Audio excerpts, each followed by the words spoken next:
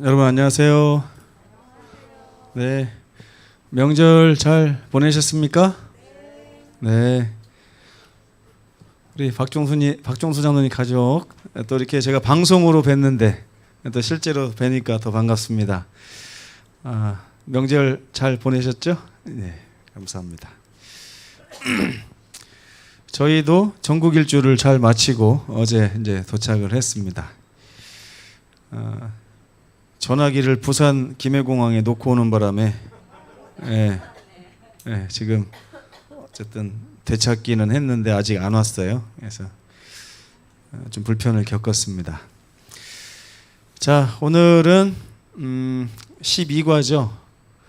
제가 이렇게 살펴보니까 12과 13과를 하려고 그동안 이렇게 1과부터 지금까지 계속 뭐에 대해서 얘기했어요? 시련에 대해서 얘기했죠. 이번 주하고 다음 주 말씀은 아주 셉니다. 이 센 말씀을 주시기 위해서 11개월 동안, 아니 11주 동안 그렇습니다. 제가 오늘 말씀을 준비하다가 하도 세게 맞아가지고 지금 정신이 왔다 갔다 합니다. 오늘 이번 주 제목은 한 알의 밀처럼 죽음이라는 주제고요. 다음 주에는 예수님의 고난을 집중적으로 이제 조명을 합니다. 결과적으로는 무슨 얘기냐면 예수님이 당하신 그 고난의 길, 그분의 백성이 걸어가야 될 길을 미리 가신 것이다. 이런 뜻이에요. 얼마나 말씀이 세겠습니까? 마음에 준비를 좀 단단히 하시고 들으시면 좋겠습니다. 이렇게 센 말씀을 제가 안 드린 지 꽤 됐어요. 그래서 오늘 말씀은 좀 세게 나갈 거니까 잘 들으시면 좋겠습니다. 제 1강은 나를 향한 하나님의 뜻이라는 주제입니다. 요한복음 12장 24절 다 함께 읽겠습니다. 시작. 내가 진실로 진실로 너희에게 이르노니 한 알의 밀이 땅에 떨어져 죽지 아니하면 한 알 그대로 있고 죽으면 많은 열매를 맺느니라. 여기서 한 알의 밀이 누구를 얘기하는 걸까요?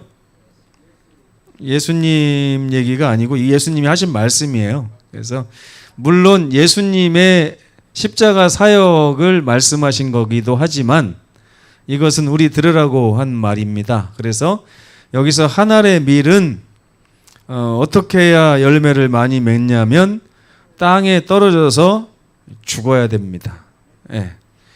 만약에 죽지 않으면 어떻게 있다고요? 그대로 있다고요. 강두철 집사님은 지금 그대로 있습니까? 아니면 많은 열매를 맺고 있습니까? 네, 괜한 걸 물어봤나요? 이게 대답하기 쉽지 않죠. 우리는 우리의 삶이 지금 예수님 앞에서 그대로 한 알 그대로 있는 삶을 살고 있는가? 아니면 많은 열매를 맺고 사는 중인가? 이걸 생각해 보면 스스로 답이 쉽게 나올 거라고 생각합니다. 저와 여러분의 삶에는요, 하나님께서 관심이 있으실까요? 없으실까요? 제가 목회를 이렇게 하다 보니까 누가 더 소중하게 여겨지냐면 20대, 30대, 40대 이런 젊은 층이 귀중하게 여겨지더라고요. 귀중하게. 반면에 70대, 80대, 90대 성도들은 어떻게 보일까요? 어떻게? 그냥 교회만 잘 나오시면 좋겠네 이렇게 생각이 되는 거죠. 그죠? 네네. 누구를 통해서 교회를 막 부흥시키고 싶은 거예요? 젊은 세대를 통해서. 그런데 오늘 말씀을 이렇게 보다 보니까 하나님은 안 그러신 거예요. 하나님은 나이가 10살이나 20살이나 30살이나 90살, 100살, 120살 돌아가실 날을 얼마 남겨두지 않은 어떤 한 영혼이라 할지라도 하나님이 보시는 영혼의 가치는 똑같이 중요합니다. 그러니까 하나님께서는 우리 모두에게 관심이 있으신 거예요. 예. 신실한 분만 하나님이 관심을 보이는 게 아닙니다. 신실하지 않으신 분도 하나님은 여전히 관심을 갖고 계십니다. 근데 그 하나님께서는 우리에게 관심만 가지시는 게 아니고 뜻을 가지고 계십니다. 뜻. 예. 아이들을 키우다 보면 아이들에게 뜻을 가지게 됩니까? 안 됩니까? 뜻을 가지게 되죠. 요즘 저희 집사람이 이렇게 보면 머리가 아주 바쁩니다. 예. 우리 단우는 어떻게 키울까? 다나는 어떻게 키울까? 그러면서 오히려 저 녀석들은 나 커서 뭐가 되지? 이런 거 별로 관심이 없어요. 누가 관심이 많아요? 예, 엄마가 뜻이 많아요, 아이들에게. 그런데 엄마만 그런 게 아니라 누가 그렇다고요? 우리 하나님께서 저와 여러분 각자의 삶을 보시면서 뭘 가지고 계시다고요? 뜻을 가지고 계시다고. 이게 로마서 12장에 나오는 말입니다. 그래서 많은 그리스도인들은 그들의 삶에 하나님의 뜻이 있다고 하는 사실을 진지하게 생각하기도 합니다.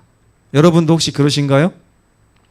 여러분의 삶에 하나님께서 어떤 뜻을 가지고 계시다는 사실을 묵상해 보십니까? 네?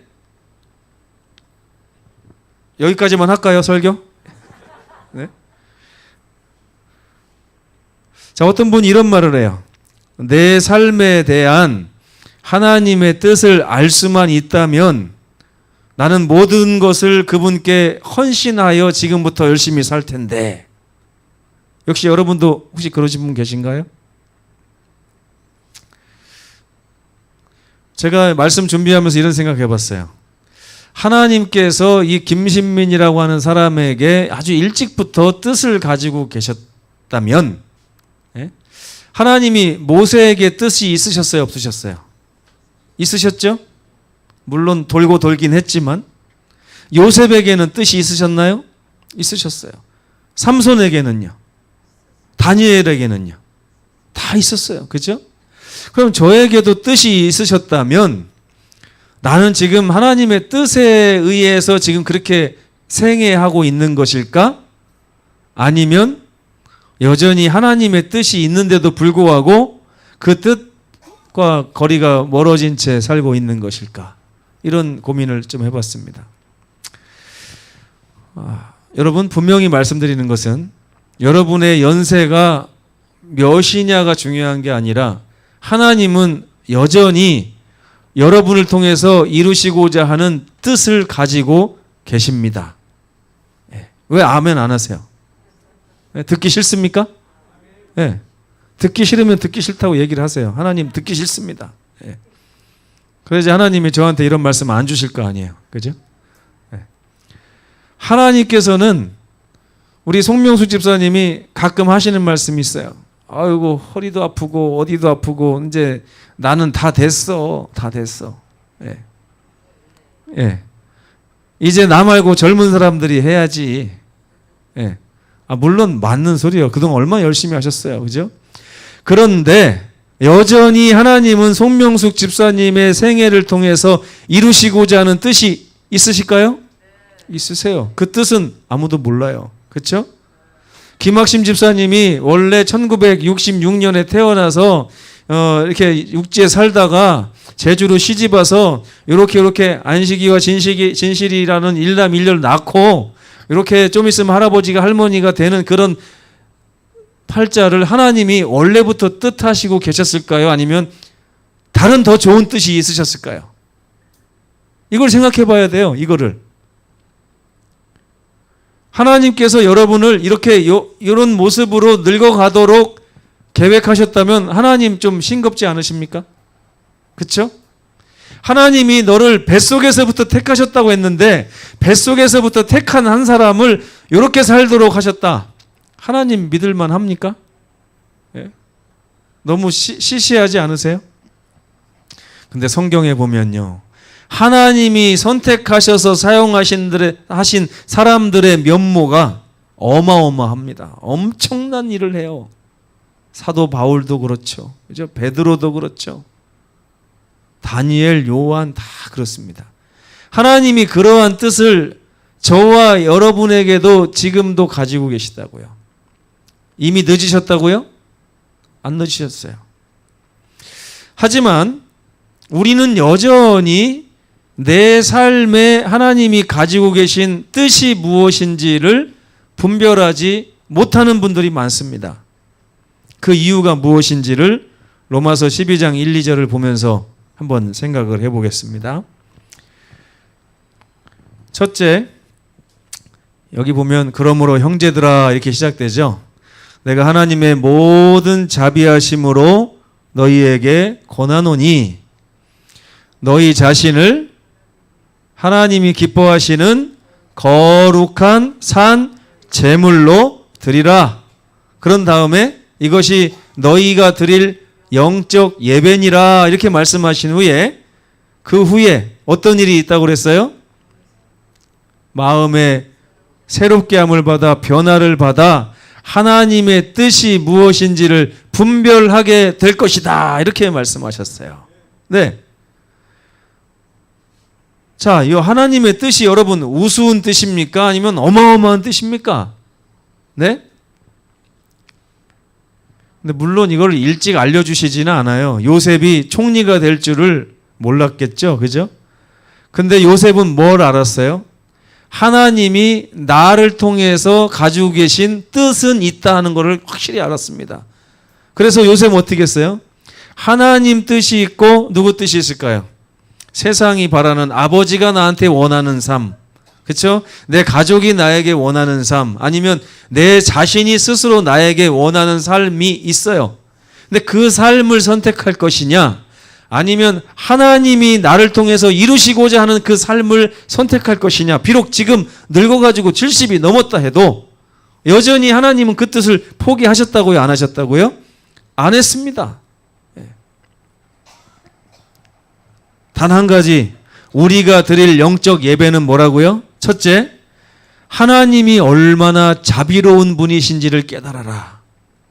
그 다음에 깨달은 다음에 그 자비하신 분께 내 자신을 구별해서 살아있는 제물로 하나님께 드리기만 하면 하나님께서 제물로 드려진 우리를 이제는 당신의 뜻에 따라서 사용하실 것인데, 살다 보면 하나님의 뜻이 무엇인지를 분별할 수 있게 될 것이다. 이것입니다. 예. 혹시 모르겠어요. 이 중에 앞으로 20년이 지났을 때 2022년 9월 13일 화요일 날 저녁 때 김신민 목사의 그 설교를 듣고 그때부터 내가 하나님의 뜻을 구하고 했더니 20년 후에 이런 말도 안 되는 인생이 펼쳐졌구나. 예? 그죠? 김학심 집사님이 20년 후에 어떻게 하고 있을까요? 뻔하죠? 다 그려지죠? 예. 좀 있으면 손자 손녀 업고 다닐 거고, 그죠? 그 다음에 또 어떻게 할 거고, 좀 있으면 허리 아프다고 또 두드릴 거고, 지금도 두드리시지만, 예. 조금 지나면 이제 머리 염색도 하기 싫어가지고 그러고 다니시겠죠, 그죠? 그러나 하나님께서 선택한 삶을 살기로 결심하시고, 하나님, 저를 산 제물로 드립니다. 한번 움직여 보시고 운전해 보시면 제가 주를 쫓겠나이다 하고 살아보시면 20년 후에 한국연합회장이 돼 있을지 어떻게 합니까? 그렇죠? 모르는 거예요. 하나님이 사용하시겠다는데. 근데 여기 보니까요, 하나님의 뜻을 분별하는 유일한 방법이 뭐냐? 내 자신을 산 제물로 드리고 나서 하나님께로부터는 능력으로 마음이 새롭게 함을 받고 나면 전혀 다른 것이 보이기 시작한대요. 이것을 하나님의 뜻을 분별하는 눈이라고 하는 것입니다. 그래서 산 제물로 드리지 않으면 우리는 하나님의 내 삶에 이루어지는 하나님의 뜻이 무엇인지를 모른다. 저는 그동안 착각을 했어요. 제가 목사가 됐으니 이것이 하나님이 나에게 바라시는 뜻이었겠거니 이렇게 생각을 했는데 아니더라고요. 여전히 저는 산 제물로 더 드려야 될 게 있었습니다. 여전히. 제가 지난 15년의 목회를 이렇게 보면서 왜 목회가 이렇게 멋지지 않을까? 왜 그렇게 목회가 제가 전도사 때 어이구 저렇게 목회하려면 뭐하러 목회해 하는 그 목회를 내가 왜 하고 있지? 이런 생각을 하게 됐어요. 보니까 하나님이 뜻하신 삶에서 제가 지금 어긋나 있다는 것을 깨닫게 된 것입니다. 아, 이런 목회를 하나님이 원하시지 않으셨는데 나는 도대체 어디서부터 무엇을 놓쳤던 것일까 하는 것을 생각하게 됐습니다.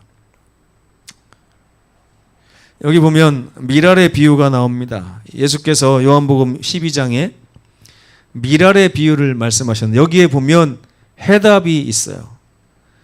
여기 보면 오늘 아까 읽은 말씀처럼 미랄은 누가 뿌립니까? 네, 누가 뿌려? 김학심 집사님 자꾸 오늘 제가 우리 자꾸 하면 안 되겠죠. 문여홍 장로님 내년에 장로님은 어디에 사실 예정이십니까? 제주에 계실 것 같습니까? 아니면 육지에 계실 것 같습니까? 해외에 계실 것 같습니까? 네. 여러분 다 알죠? 나는 네. 그렇죠? 그 대답을 원했습니다, 제가. 여기 보면 미랄이 뿌려지는데 누구의 손에 뿌려진다고요? 농부가 뿌리고 싶은 곳에 뿌리는 게 미랄이에요. 하나님께서 문여홍 장로님을 뿌리고 싶은 곳에 가서 뿌려지는 게 미랄이라는 얘기입니다. 그렇죠? 제가 이런 말씀 드릴 때마다 목회자들은 고민이 또 많아요. 내년에 또 어디로 가야 되나 이러면서. 예. 아무튼 미랄이 중요한 건 첫 번째, 하나님의 손에 의해서 뿌려지는 삶을 살자. 여보, 우리 뭐 대전으로 이사 갑시다. 뭐 이런 게 아니라 하나님 제가 어디에 있기를 원하시면 장로님 지금 말씀 잘하셨잖아요. 그죠? 장로님은 저한테 말씀하신 건 아닌 것 같아요. 하나님 제가 어디 있기를 원하십니까? 하나님이 있기를 원하시는 곳에 제가 있기를 원합니다. 이것이 첫 번째 미랄이에요. 미랄의 정신. 그렇죠? 미랄은 농부의 손에 뿌려져야 되고요. 뿌려진 다음에 미랄은 어떻게 할까요? 해필 뿌려진 곳이 진흙탕이에요. 그러면 걸음아 날 살려라 하고 이동해요, 안 해요, 미랄이? 네, 안 해요. 제가 요번에 처갓집 갔더니 아버님이 그동안 농사를 막 힘들게 혼자 지신 게 너무 보여가지고 마음이 아팠는데 배추를 심고 왔어요. 배추를 심고 왔는데 제가 이제 저는 놓는 역할을 하고 저희 동서는 심는 역할을 하고 막 그랬어요. 근데 제가 바쁘다 보니까 이게 모종을 딱딱딱딱 놓고 갔는데 그거를 저희 동서가 제가 놓은 그 자리에다가 똑같이 심어 놓은 거예요. 나중에 저희 장인어른이 딱 보시더니 야, 목사들아 일로 와봐라 그러더라고요. 그러더니 이 줄이 맞나 안 맞나를 좀 봐라. 줄이 맞나 안 맞나를. 근데 여러분 이 모종은 기분이 나쁠까요? 좋을까요? 지금 모종이 반듯하게 심기고 싶지 삐뚤삐뚤 심기고 싶겠습니까? 그렇죠? 근데 심는 자가 심으니까 어떻게 하고 있는 거예요 지금? 심는 자가 삐뚤게 심어 놓으니까 그냥 삐뚤게 자라는 거예요. 이게 모종이에요. 그죠? 미랄도 마찬가지입니다. 미랄은 떨어진 그 자리에서 하나님의 뜻을 기다리며 움직이지 않고 기다린다 하는 것이에요. 하나님, 아무개 목사는 150명 있는 교회로 보내고 왜 저는 30명 있는 교회에서 6년, 7년 지나도록 빼주지도 않은 것이며 이게 미랄이 아니라는 거예요. 그냥 미랄은 하나님이 어디에 심으시든지 간에 가만히 기다린다는 거예요. 왜 나를 수석장로로 안 시킵니까? 왜 나를 장로 안수로 안 줍니까? 왜 나를 뭐 무슨 부장을 안 시킵니까? 이게 아니라 그냥 하나님이 다 위치하라고 하신 바로 그 자리에서 하나님의 뜻을 기다리며 잠잠히 주여 제가 기다리고 있습니다. 이것이 바로 미랄의 신앙이다 이것입니다. 근데 기다렸더니 좋은 일이 있어요. 뭐가 기다리고 있습니까? 죽음이 기다리고 있어요. 죽음이. 에이 어떻게 하나님 따라갈 만합니까? 따라갈 만해요? 그 자리에 가만히 있었더니 아이고 고진감래라고 해서 이제 그동안 고생한 보람이 있네 하고 확 핍니까? 아니에요. 어떻게 한다고요? 그 자리에서 죽으라 하신 거예요. 하나님께서 농부가 뿌리시면서 거기다 딱 박아놓고서 가만히 기다리고 있는 그에게 뭐라고 하시는 거예요? 죽으라. 죽으라. 근데 여기에서 미랄이 순종하며 죽었을 때 놀라운 일이 벌어지는 것입니다. 하나님께서는 미랄의 죽음을 뭘로 바꾸세요? 새 생명으로 바꾸어 밀 이삭을 싹 틔우고 엄청난 수확을 얻으시는 것입니다. 언제요? 여러분이 죽은 후에. 여러분은 그 수확을 볼 수 없을 수도 있습니다. 하나님, 죽어가는 것이 내 인생입니까? 하고 죽을 수도 있어요. 그러나 여러분, 주님을 믿고 그 자리에서 미랄이 죽은 것처럼 우리도 죽는다면 하나님께서 우리의 죽음을 다시 일으켜 세워주실 거라 이것입니다. 말씀이 세죠? 네. 그런 다음에 여기서 끝이 아닙니다. 이 교과가 아주 잔혹합니다. 그러면서 너희 안에 이 마음을 품으라. 곧 그리스도 예수의 마음이니. 그러면서 실제 예수께서 미랄의 삶을 살고 가셨다는 사실을 우리에게 다시 한번 알려주는 거예요. 예수님은 어떤 삶을 사셨어요? 한 알의 미랄이 되어 이 세상에 오신 것입니다. 누구 손에 뿌려지신 거예요? 내 뜻에 의해 온 것이 아니라 아버지께서 나를 보내셨다. 그러셨습니다. 진자리 마른 자리 가렸습니까? 안 가렸습니까? 마국간에 태어나라 하면 마국간에 태어나시고, 나사렛에서 살라 그러면 나사렛에서 사시고, 그죠? 몫으로 커라 그러면 몫으로 크고, 여우는 굴이 있지만 머리 들 곳 없이 살아라 그러면 그렇게 사신 것입니다. 가만히 기다리신 거예요. 하나님이 뜻하신 바대로 가만히 기다리신 거예요. 그런 다음에 어떻게 했어요? 겟세마네 동산에서 아버지 원하시면 이 잔을 나에게서 옮겨주시옵소서. 그러나 하나님께서 뭐라고 하셨어요? 죽으라. 죽으라. 예수께서 십자가에서 달려 돌아가신 후에 하나님께서 엄청난 수확을 얻으신 것입니다. 여기 보면 예수께서는 아버지와 동등됨을 먼저 포기하셨습니다. 이게 무슨 말이에요? 여러분 이 말씀 빌립보서 2장 5절로 8절을 읽으면서 이 첫 번째 말씀이 뭐라고 생각하셨어요? 아버지와 동등됨을 포기하셨다는 얘기가. 이 첫 번째 얘기예요. 아까 첫 번째 얘기. 아버지와 하나님이 동등하시면 누가 누구를 보낼 수가 없어요. 그렇죠?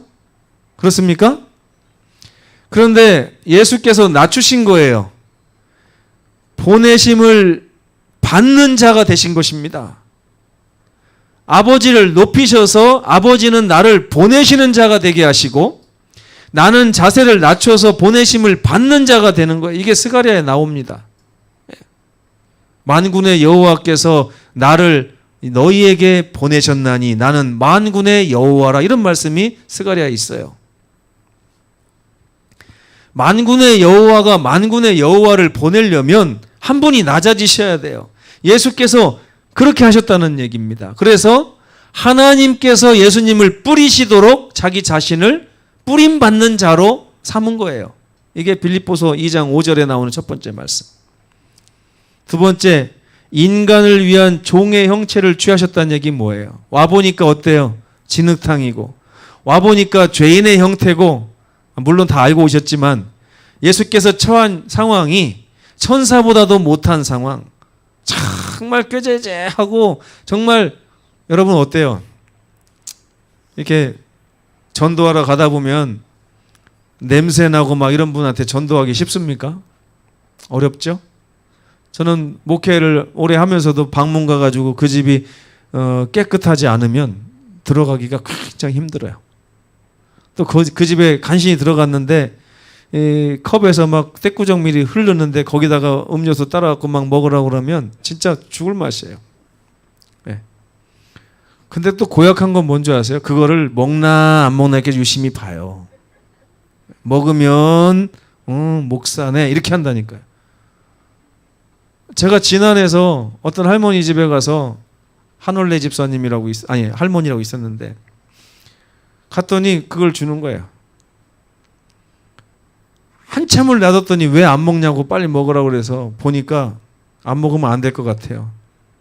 그래서 이거를 쭉 먹었더니 그래도 잘 먹네 이러더라고요. 참 힘듭니다. 예, 힘들어요. 근데 예수께서는 오셨더니 종의 형체를 쓰고 지금 떼꾸정물 먹으면서 그런 사람들 틈에서 나환자 문둥병 틈에서 그들과 손을 만지면서 나환자들도 마찬가지예요. 계란을 이렇게 자기가 일부러 까줍니다. 저기 전주 옆에 가보면 거기 있어요. 또 아니요. 거기 운주교회라고 하나 있는데 거기가 가면 나환자촌이었거든요. 저도 이제 사경에도 가고 그랬는데 일부러 까줘요. 까서 내밀어요. 정말 미치겠어요. 제가 그걸 극기 훈련하듯이 먹었습니다. 예. 먹고 나면 칭찬해 주는 게 아니에요. 그냥 합격 이 정도지. 예. 안 먹으면 그냥 쫓겨나요. 말씀 전할 자격도 없다고 합니다. 그게 뭔 심술인지 모르겠어요. 근데 그분들은요. 그게 우리 인간이에요. 인간. 예? 예수께서 우리를 구원하러 오셨는데 예수께서 우리의 질고를 지셨는지 그렇죠? 우리가 당한 시련을 당하셨는지 이런 걸 인간들이 본다니까요. 보면서 예수님이 자격이 있는지 없는지 히브리서에 나오잖아요. 그는 우리의 연약함을 체휼하신 분이다. 그렇죠? 그렇기 때문에 우리를 능히 도우실 수 있다. 바로 예수께서 처한 환경에서 예수님은 도망치지 않으셨습니다. 그 환경에서 가만히 하나님의 뜻이 이루어지기를 기다리면서 사역을 하신 거예요. 그런 다음에 끝이에요? 십자가에서 죽기까지 복종을 하신 것입니다. 예수께서 죄인들을 살리시기 위해 자신의 모든 것을 내려놓으셨는데 제가 이걸 가만히 이 두 가지 미라를과 예수님의 생애를 비교하면서 묵상을 해봤는데요. 근데도 불구하고 제가 한 가지 예수님을 이렇게 판단하고자 하는 기준이 또 있더라고요. 저렇게까지 했으면 예수님 인정받으실 만하지 않습니까? 그런데 한 가지가 남았어요. 예수님이 이러한 삶을 기쁘게 하셨을까요? 아니면 찡그리면서 하셨을까? 이게 또 문제예요. 제가 떼꾸정물 줄줄 흘리는 거를 기쁘게 마셨을까요? 맛있게 마셨을까요? 아니면 우웩우웩 하면서 마셨을까요? 그쵸? 그래요, 안 그래요? 그렇잖아요? 달걀을 손으로 내밀 때 그걸 제가 욱 하면서 먹었을까요? 아니면 아이고 맛있어 하면 먹었을까요? 옛날에 손양원 목사님, 우리 교회 목사님은 아니지만 그분은 나환자와 함께 살면서 피난도 가지 않고 그들을 어루만지고 고름을 입으로 푹 짜고 뱉고 그걸 보면서 제가 생각한 거예요. 나의 목회는 과연 하나님이 애초에 가지셨던 뜻대로 지금 하고 있는 목회인가? 아니더라고요. 저 아직 멀었다는 걸 느꼈어요. 아직도 저에게 하나님께서 갖고 있는 뜻이 있는데 그 뜻을 제가 계속 거부하고 있었다는 걸 깨닫게 된 것입니다. 저만 그럴까요? 우리 모두가 그래요.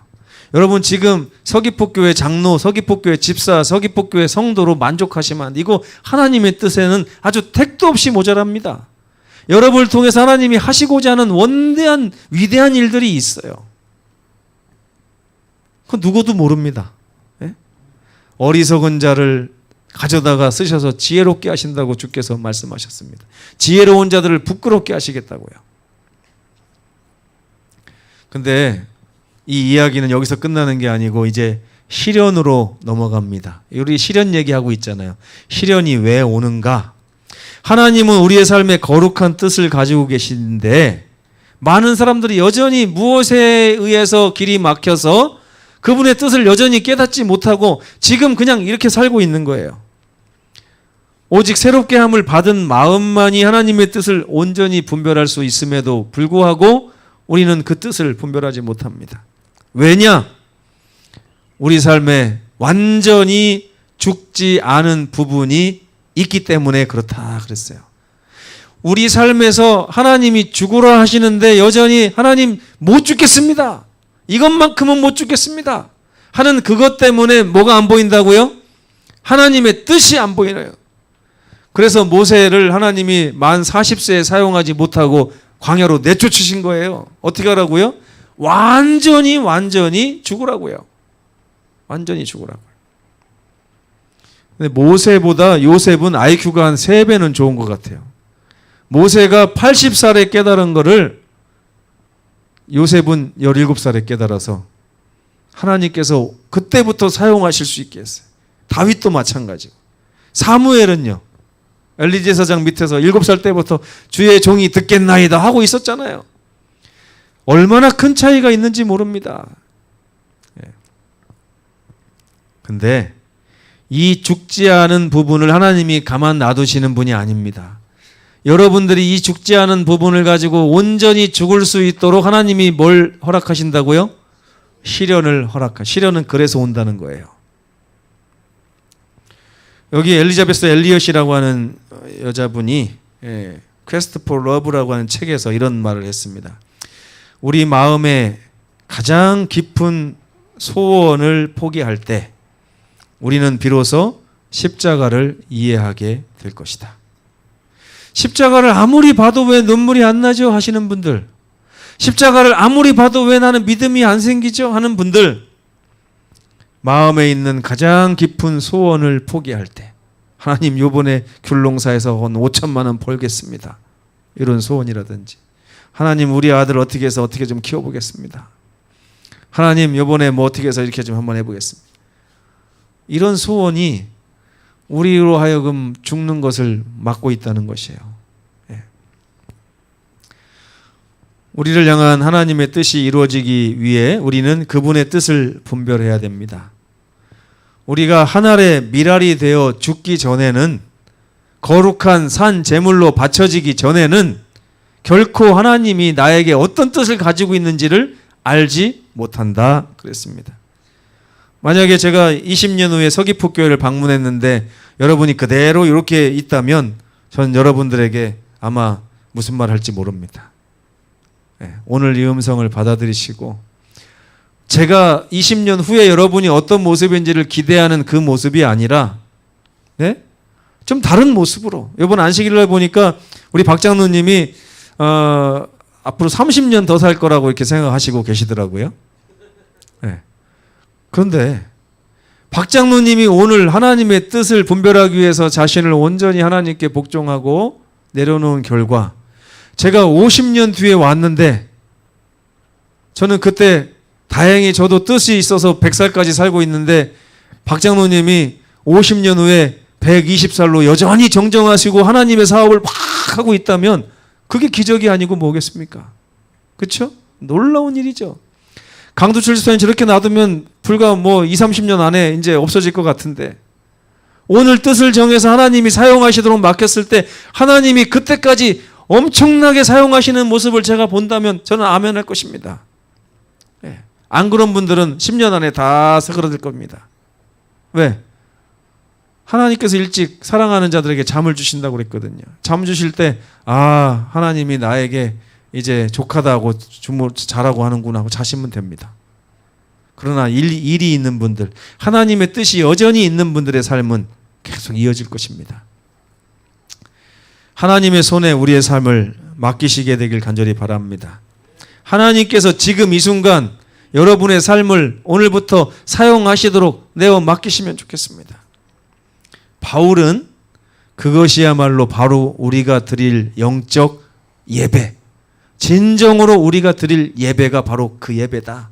화요일 예배, 금요일 예배, 안식일 예배, 이게 예배가 아니고 우리 삶을 통해서 하나님 나를 사용하여 주시옵소서, 내가 나의 모든 것을 내려놓고 주의 뜻을 따라 살기를 원합니다라고 내 삶을 맡길 때 이걸 진정한 영적 예배라고 한다 이것입니다. 나를 향한 하나님의 뜻을 목격하시게 되는 우리 모든 성도들 되시기를 간절히 바라면서 말씀을 마치겠습니다.